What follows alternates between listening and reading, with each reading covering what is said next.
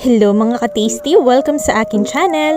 And for today's video ay gagawa tayo ng cheesy buttercorn. Parang social, diba? Pero sigurado akong marami ang nakakamiss sa inyo nito. Para naman sa complete list of ingredients, please check description box. Tara, let's get started!